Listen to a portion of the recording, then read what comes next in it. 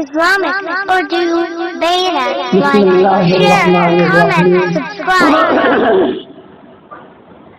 الحمد لله نحمده ونستعينه ونستغفره ونؤمن به ونتوكل عليه ونعوذ بالله من شرور أنفسنا ومن سيئات أعمالنا. من يهده الله فلا مضل له ومن يضلله فلا هادي له ونشهد أن لا إله إلا الله وحده لا شريك له ونشهد أن سيدنا ومولانا محمدا عبده ورسوله صلى الله عليه وعلى آله وأصحابه وبارك وسلم تسليما كثيرا كثيرا. أما بعد فأعوذ بالله من الشيطان الرجيم. بسم الله الرحمن الرحيم. إن الذين يحبون أن تشيع الفاحشة في الذين آمنوا لهم عذاب أليم في الدنيا والآخرة والله يعلم وأنتم لا تعلمون. صدق الله العظيم. وقال الله سبحانه وتعالى ولا يحيق المكر السيء إلا بأهله فهل ينظرون. صدق الله العظيم. قابل احترام بھائیوں، دوستوں، بزرگوں، اگر یہ سوال کیا جائے کہ شرک کے بعد سب سے بڑا گناہ کون سا ہے، ایک سوال ہے کہ شرک سے بڑا گناہ تو کوئی ہے نہیں، لیکن شرک کے بعد سب سے بڑا گناہ کون سا ہے، یہ اگر اللہ کو ہم پوچھیں یا قرآن میں دیکھیں یا حدیثوں میں دیکھیں یا حضور صلی اللہ علیہ وسلم کو پوچھیں تو جواب کیا آئے گا؟ نماز کو چھوڑنا نہیں، زکوٰۃ نہ دینا نہیں، حج نہ کرنا نہیں، نکاح جو ہے روزے نہ رکھنا نہیں. سب سے بڑا گناہ کون سا ہے؟ سوال ہے. سب سے بڑا گناہ شرک کے بعد جو ہے وہ توڑ کا ہے. توڑ، میاں بیوی میں توڑ، بھائی بھائی میں توڑ، تفرقہ، جسے قرآن کے زبان میں کہتے ہیں تفرقہ، توڑ کرنا. مسجد میں ٹرسٹیوں میں توڑ پیدا کرا دیا. جوڑ سب سے بڑا گناہ اور جوڑ سب سے بڑی نیکی اور توڑ سب سے بڑا گناہ. اسی لیے کوئی حق بات ہے لیکن حق بات بھی سامنے والے کو کہنا بہت سوچ سمجھ کر کہ بتائیں اس کا نتیجہ کیا ہوگا. ہمارے والد صاحب رحمۃ اللہ علیہ جملہ فرماتے تھے کہ اصول کی بات اصول سے کہنا یہ بھی ایک اصول ہے، اور یہ قرآن میں ہے. یہ ابا کی بات میں قرآن سے ثابت کرتا ہوں. وہ تو اپنے مجموعے میں کہتے تھے اصول کی بات اصول سے کہنا یہ بھی ایک اصول ہے، حق ہے 100%. لیکن مجموعے کے سامنے وہ حق کہنا ہے تو اس کو دیکھنا ہوگا کہ اس کا بعد میں ریئیکشن کیا ہوگا. بہت گہرا مضمون ہے، دھیان سے سننا، ہمیشہ کے لیے کام لگے گا آپ کو. موسیٰ علیہ السلام کو جب موسیٰ علیہ السلام کے فرعون سے بحث مباحثہ ہوا، موسیٰ علیہ السلام جواب دیتے گئے. فرعون نے آخر ایک سوال کیا، فما بال القرون الاولیٰ، بھائی آپ یہ دعوت دیتے ہو ہم کو، جنت جہنم سمجھاتے ہو، اللہ ایک ہے اور جو ہے میری بات مانو، میں اللہ کا نبی ہوں. یہ ہمارا اتنا پرانا مذہب، مصر تو بہت پرانا ہے نا، مصر کی کالونی جو ہے وہ ہزاروں سال پرانی ہے. ہندوستان کی کالونی بھی 1000 سال پرانی ہے. بمبئی نیا بچہ ہے، لیکن ہندوستان کی جو کالونی ہے اس میں حضور صلی اللہ علیہ وسلم کی زبان پر ہندوستان کا نام بار بار آیا ہے.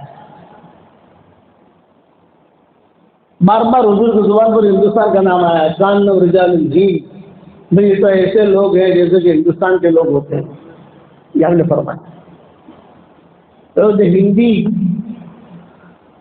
ہندی عود حضور کو بہت پسند تھا. یہ کمبوڑی وغیرہ سے بعد میں پیدا ہوئے. یہ پرانی کالونیاں ہیں، چائنا کی جو کالونی پرانی، فرانس کی پرانی، امریکہ نیا، بمبئی نیا، مصر یہ بہت پرانا، مصر شام بہت پرانا. اسی طریقے سے یہ مکہ مدینہ ابھی تھوڑا نیا، لیکن یہ مکہ جو ہے بہت پرانا، کئی صدیاں گزر گئی. تو موسیٰ علیہ السلام سے اس نے پوچھا فرعون نے، ہم القرون الاولیٰ، ہمارے جو پہلے باپ دادا سارے گزر گئے، تو یہ بات اب لائے ہو، وہ لوگ کہاں ہیں؟ تو سیدھا جواب کیا تھا، حق بات کیا تھی؟ جہنم میں. بھائی حق تو یہی ہے نا. لیکن موسیٰ علیہ السلام سمجھ رہے تھے کہ میں کہوں گا جہنم میں تو پوری قوم میری مخالف ہو جائے گی. یہ جملہ نہیں کہا. کیا کہا؟ قال علمها عند ربی کی کتاب. تو اللہ جانے، لا يدل ربی ولا انصر میں کیا کہوں تو اللہ جانے کہاں ہے. پر اپنی بات پیش کر دی. الذی جعل لکم الارض مہدا، وہ اللہ جس نے تمہارے لیے زمین بنائی. حالانکہ حق ہے تو جہنم میں.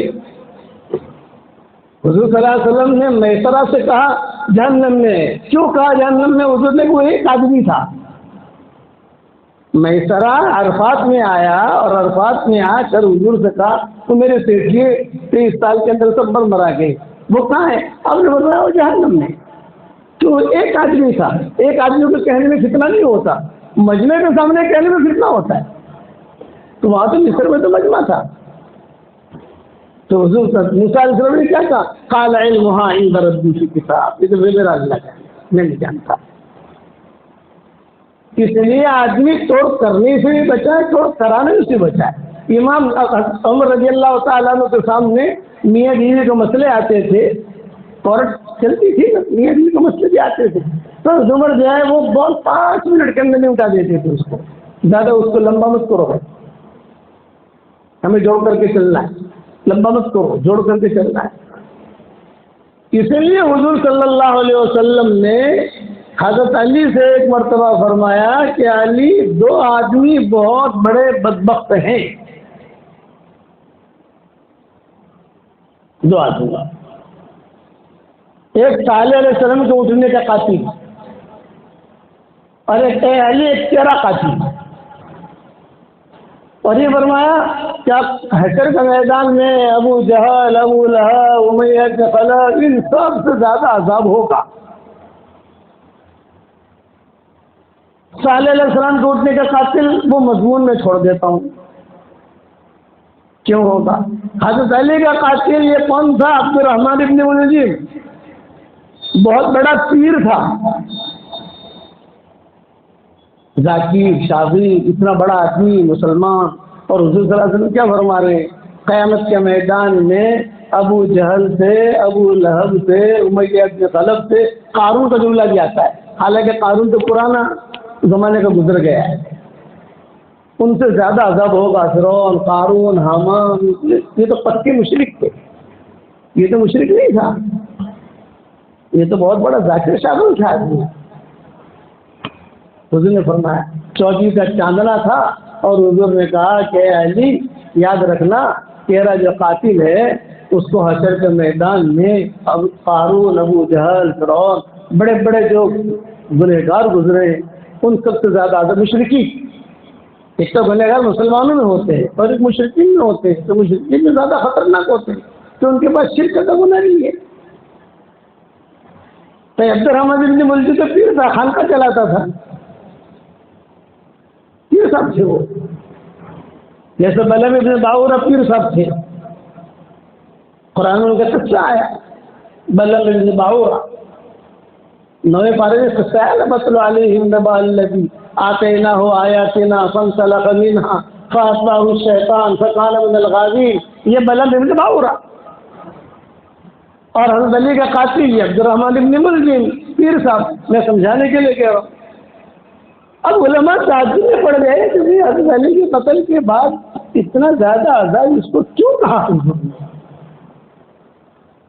ایک سوال ہے نا، مشرک سے بھی زیادہ عذاب، حالانکہ تو پیر صاحب ہیں، لوگوں کو بھلی باتیں بتاتے ہیں، بحث بھی کرتے ہیں، اور ان کو جو ہے یعنی ان کے خانقاہ بھی ہے، بہت بڑا ان کا ماحول بھی ہے، جگہ بھی ہے.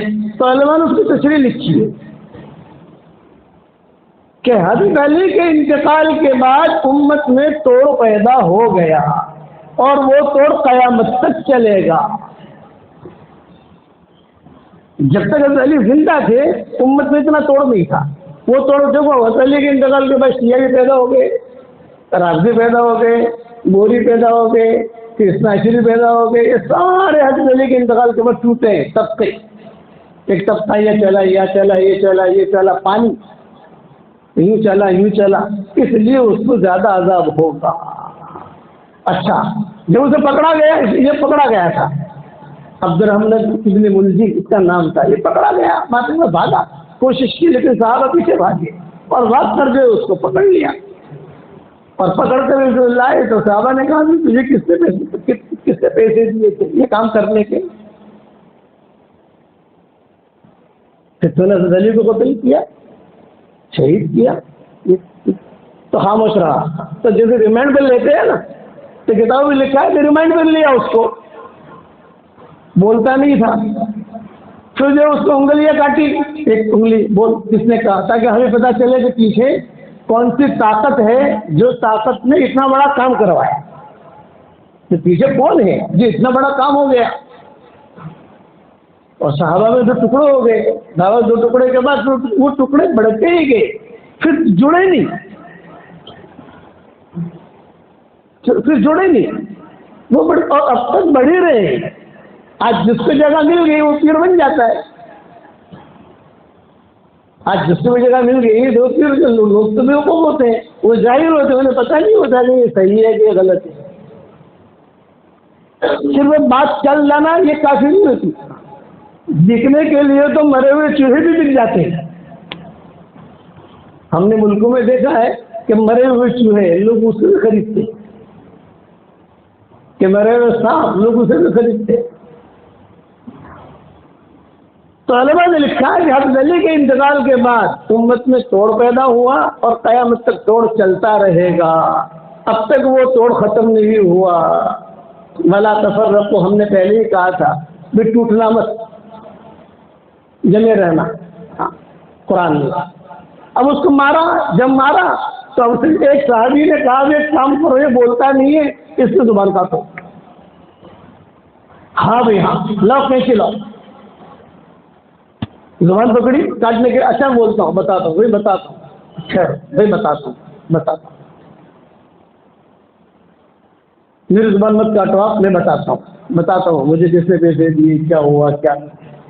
جب زبان کی باری آئی تو یہ جملہ کہا اس نے, عبد الرحمن ابن ملجم نے. ہاں بھی بتا. تو اس نے کہا بھی دیکھو مجھ سے بہت بڑی چوک ہو گئی اور میری زبان مت کاٹو, اس لیے کہ جب سے میں بالغ ہوا ہوں تب سے لے کر آج تک میری یہ زبان اللہ کے ذکر سے غافل نہیں رہی ہے. میری تہجد نہیں چھوٹی ہے, ہر سال کا میرا حج نہیں چھوٹا ہے, ہر سال کا میرا عمرہ نہیں چھوٹا ہے. رمضان کا عمرہ تو آ گیا تھا, حضور صلی اللہ علیہ وسلم کی آخری عمر میں رمضان کا عمرہ آیا. حضور کی پوری زندگی تک رمضان کا عمرہ نہیں تھا, کوئی جانتا بھی نہیں تھا رمضان کا عمرہ کیا. لیکن آپ کے انتقال سے پہلے حجۃ الوداع کے بعد تو حضور کچھ مہینہ رہے, بعد میں چلے گئے دنیا سے. رمضان کا عمرہ یہ حضور کے انتقال سے 1 یا 2 مہینہ پہلے آیا. انصاری عورتوں نے مل کر حضور سے شکایت کی تھی, اس پر حضور نے کہہ دیا اچھا چلو جی آپ میرے ساتھ حج میں نہیں تھے, رمضان میں عمرہ کر لینا, میرے ساتھ حج کرنے کے برابر اللہ تمہیں ثواب دے دے گا. یہ آدمی اتنا بڑا ذاکر تھا عبد الرحمن بن ملجم, لیکن کہا علماء نے کہ امت ٹوٹی اس وجہ سے اس کو عذاب ہوگا. اس لیے آدمی اپنی زبان کی حفاظت کرے. کئی بار میں اپنا معاملہ ہے آدمی جھوٹ بول کر بھی جوڑنے کی کوشش کرے. یہ ہمارے شریعت کا اصول ہے. مذاق کو ایسے نہ لے. ٹرسٹیوں کا معاملہ ہے, آدمی جھوٹ بول کے بھی تو بہت نیاگیوں کا معاملہ ہے. حضور صلی اللہ علیہ وسلم کے اپنی بیوی سے ناراض ہو جاتے تھے, حضرت حفصہ سے ناراض ہو گئے حضور, اور آپ نے بیوی سے کہہ دیا مجھے طلاق دے دینی ہے حفصہ کو. سب کو جمع کر کے کہا یہ ہفتہ کر میری بنتی نہیں ہے، مزاج ملتا نہیں ہے، میں چاہتا ہوں کہ اسے چھوڑ دوں. ہر دفتر ہی بیٹھی ہوئی، سب بیٹھے ہوئے، جبریل آ گئے اور جبریل نے کہا اللہ سفارش کر رہا ہے، بتاؤ اللہ جوڑو آ رہا ہے. اللہ نے کہا طلاق مت دو، یہ قرآن بہت پڑھتی ہے، تہجد بہت پڑھتی ہے، یہ حدیثوں میں آتا ہے. کتنی بڑی چیز ہے. حضور کہہ رہے ہیں مجھے طلاق دینی ہے اور سب ماؤں کے سامنے کہہ رہے ہیں اور راستہ بھی سن رہی ہے اور آسمانوں سے جبریل آ رہے ہیں. گھر میں اللہ نے بھیجا ہے کہ آپ نے یہ ارادہ کیا ہے، اللہ کو معلوم ہے، لیکن ہم کہتے ہیں کہ حفصہ کو طلاق مت دو. صبامہ قوامہ یہ جملے آتے ہیں. صبامہ قوامہ روزہ رکھنے والی ہے، تہجد پڑھنے والی ہے. اس لیے امت میں توڑ، میاں بیوی میں توڑ یا اس کا سبب بننا، یہ سب سے بڑا گناہ فقہاء اور علماء نے لکھا ہے. اس لیے کئی قصے حضور صلی اللہ علیہ وسلم کے زمانے میں ہوئے. جس قسم کے توڑ کرانے والے تھے حضور صلی اللہ علیہ وسلم ان کو مدینہ سے ہی نکال دیا. کیا مدینہ مطرف وہ ریحانہ جو تھی نا، ریحانہ یہودیہ بنو قریظہ کے موقع کے اوپر میں نے بیان کیا تھا، حضرت عائشہ کی سہیلی وہ ماؤں میں توڑ کرواتی تھی. خوبصورت لڑکی تھی، یہودیہ تھی اور چونکہ یہودی مدینہ میں رہتے تھے تو وہ عورتوں کے یہ ملاقاتیں ہوتی تھی. گاؤں کے آدمی کو تو کہیں بھیج نہیں سکتے نا، کہ گاؤں کا آدمی تو گاؤں میں رہے گا. تو کسی نے آ کر کہا کہ یہ تمہارے گھر میں جو توڑ کراتی ہے نا، باتیں کرتی ہے ادھر کی ادھر ادھر کی ادھر، یہ ریحانہ ہے. تو جبریل نے کہا کہ جو فیصلہ سعد بن معاذ نے کیا ہے وہی فیصلہ اللہ نے کیا ہے، بالکل ٹھیک ہے. الا ریحانہ، یہ الا ریحانہ کا جملہ آیا کہ عورتوں کو چھوڑ دیا جائے، یہودی جتنی عورتیں چھوڑ دیا جائے، مگر ریحانہ کو مت چھوڑنا. یہ جبریل نے کہا، وہ تیری میری کرتی ہے. حماز بن مشاء بنمیم. تو علماء نے لکھا ہے شرک کے بعد سب سے بڑا گناہ توڑ کرانا، میاں بیوی میں توڑ کرانا. بات بڑھتا واٹس ایپ کرے تو ارے تیری بیوی تو فلاں سے بات کر رہی، تیری بیوی کو تو میں نے فلاں جگہ لکھا، فلاں جگہ نہیں، یہ ہماری شریعت میں نہیں ہے. اس لیے قرآن نے ایک آیت اتاری، ان الذين يحبون ان تشيع الفاحشة في الذين آمنوا لهم عذاب أليم في الدنيا والآخرة والله يعلم وأنتم لا تعلمون.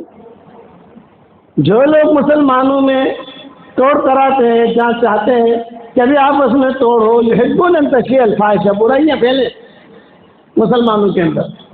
آمنوں کو جملہ لائے ہیں یہاں، کافرین کا جملہ نہیں ہے، فناس کا جملہ نہیں ہے کہ مسلمانوں میں یہ چیزیں ہوں گی. اس لیے پہلے کہہ دیا قرآن نے، ان الذين يحبون ان تشيع الفاحشة في الذين آمنوا، مسلمانوں میں برائیاں پھیلیں، غلط چیزیں پھیلیں، توڑ کی بات پھیلیں، لهم عذاب علیم فی الدنیا والآخرہ واللہ یعلم وانتم لا تعلمون. ان کے لیے ہم دنیا میں بھی عذاب دیں گے، مرنے کے بعد بھی عذاب دیں گے. اللہ جانتا ہے، تم نہیں جانتے کہ توڑ سے کیا نقصان ہوتا ہے، تو اللہ ہم جانتے ہیں کیا نقصان ہوتا ہے. اس لیے شرک کے بعد سب سے بڑا گناہ یہ ہے. عبد الرحمن بن ملجم کا قصہ، امیر معاویہ جب بہت بوڑھے ہو گئے، 20-22 سال تک ان کی حکومت رہی. ان کی حکومت میں کوئی بھی قتل نہیں ہوا ہے. امن امن امن امن امن امن، اپنا 20 بجے بیٹھ کر اپنا کام کرتے تھے امیر معاویہ. جب بڑے ہو گئے تو مغیر ابن شعبہ آئے اور مغیر ابن شعبہ نے کہا کہ مغیر ابن شعبہ جو ہے یہ بہت بڑے آدمی تھے. بہت بڑے آدمی کا مطلب کہ یہ بڑے بڑے حکومتوں کے معاملے میں حضرت عمر ان کو بھیجا کرتے تھے. بڑے بڑے حکومتوں کا مسئلہ ہو, ایلچی کہتے ہیں, ٹاپ لیول کا آدمی سمجھدار, تو بھیجتے تھے ان کو کہ جاؤ بھائی یہ مسئلہ ہے, کس طرح کا مسئلہ ہے ہمارا. اس کا حکومت لیول کا سمجھدار آدمی تھا سفیر. یہ آئے امیر معاویہ کے پاس, اور امیر معاویہ کے پاس آ کر یوں کہا کہ حضرت اب آپ کی طبیعت ٹھیک نہیں اور میں کچھ پرائیویٹ بات کرنا چاہتا ہوں آپ سے. امیر معاویہ نے کہا ٹھیک ہے, کمرے میں لے گئے.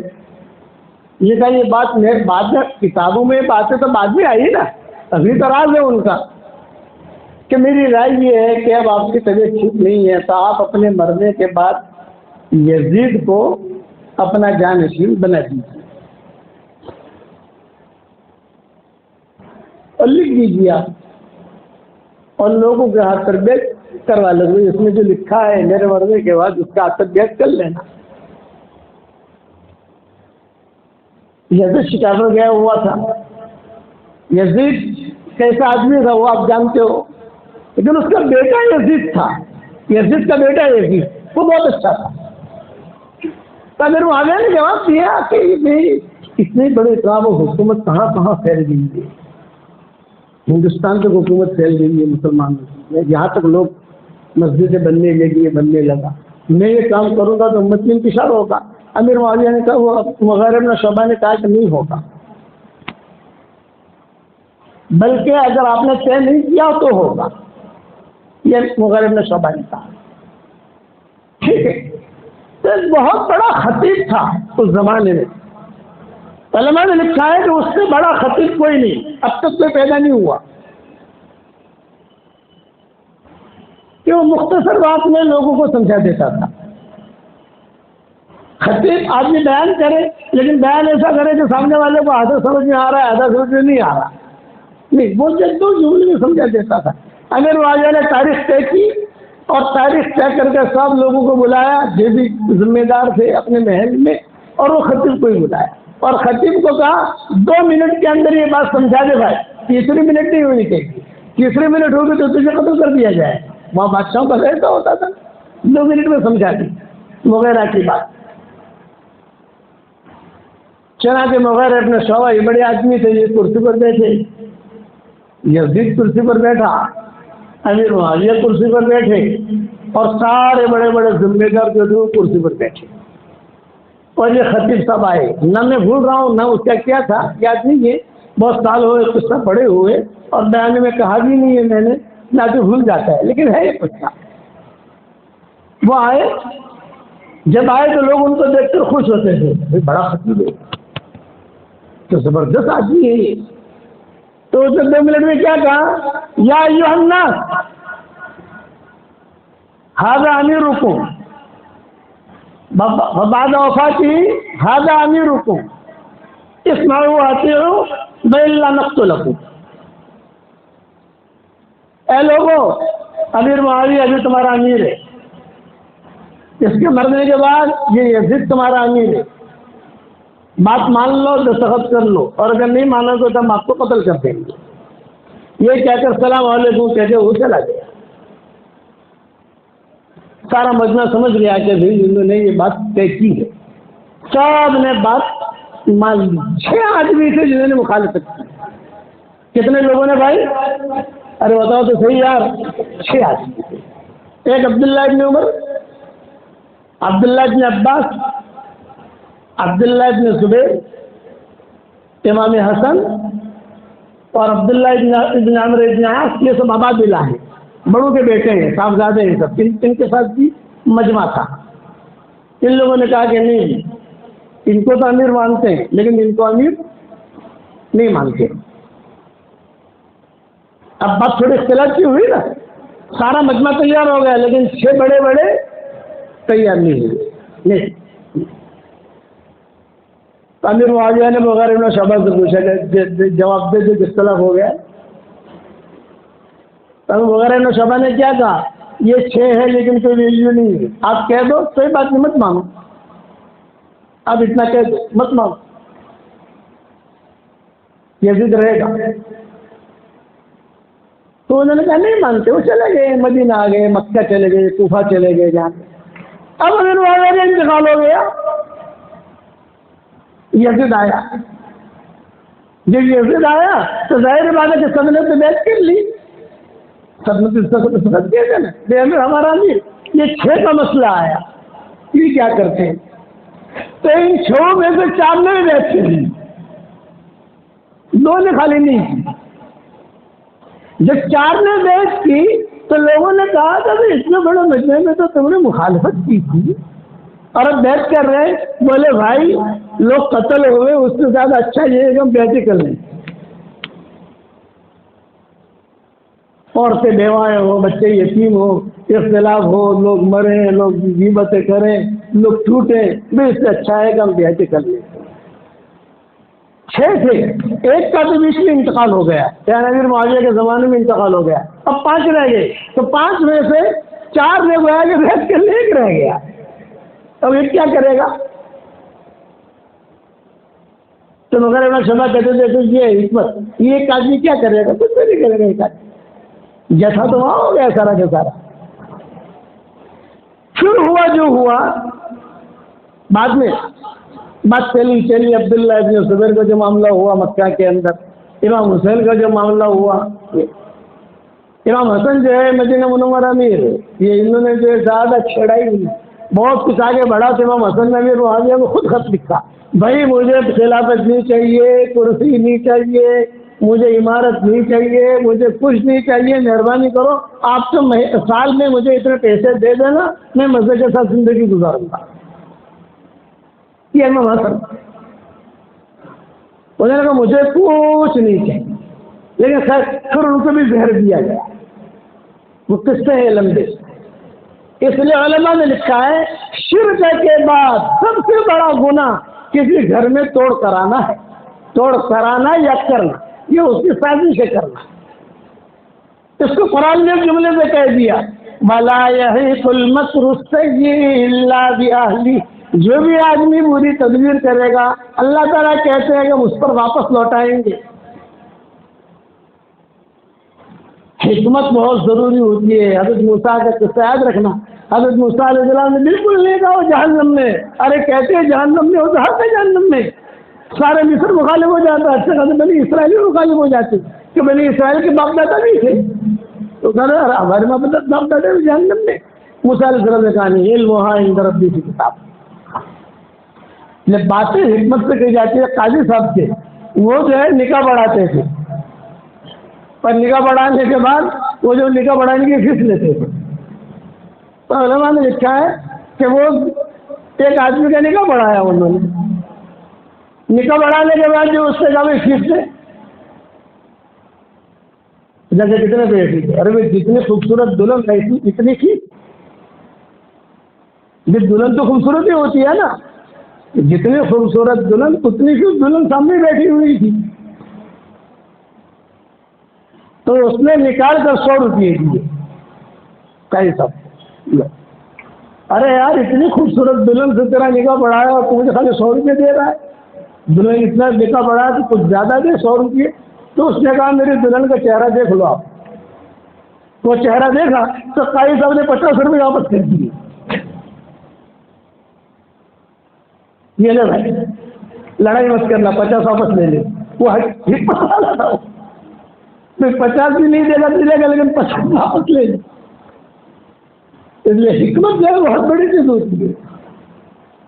قرآن کا تدبر، قرآن کی چیزیں، اس قسم کی باتیں جو ہے وہ 4 جو ہے انہوں نے جسد کے ہاتھ پر بیعت کر لی. جھگڑا چھوڑو بھائی، یہ کہا کہ جو ہے مل جاؤ اور قرآن کی آیتیں پڑھتے رہے. اسی لیے سعید ابن مسیب کہتے تھے کہ میں نے ایسا دور کبھی نہیں دیکھا امت کے توڑ کا جو حضرت علی کے بعد ہوا. اس لیے آپ خاندانوں کے اندر بھی جوڑ کرانے کی تدبیریں کرو، چاہے جھوٹ بولنا پڑے، چاہے خرچہ کرنا پڑے. اسی لیے طلاق کو اب غسل حلال کا طلاق سے عرش ہل جاتا ہے، نماز نہ پڑھنے سے عرش نہیں ملتا. نماز نہ پڑھنے سے عرش ملتا ہے بھائی. کوئی زکات نہیں دیتا تو عرش ملتا ہے، کوئی حج نہیں کرتا تو عرش ملتا ہے. طلاق کا جملہ سنتے ہی عرش مل جاتا ہے. توڑ ہو گیا، توڑ منع کیا۔ اس لیے آج کا سبق یہ ہے توڑ میں نہیں پڑنا، کہیں توڑ ہوتا ہوا دکھائی دے آپ تدبیریں کر کے میاں بیوی کو جوڑ، پارٹنر کو جوڑ لو، برداشت کرنا بڑے برداشت کر لو، خرچہ کرنا بڑے خرچہ کر لو، لیکن پارٹنر کو جوڑ لو، میاں بیوی کو جوڑ لو۔ اللہ تعالیٰ ہم سب کو عمل کرنے کی توفیق عطا فرمائے۔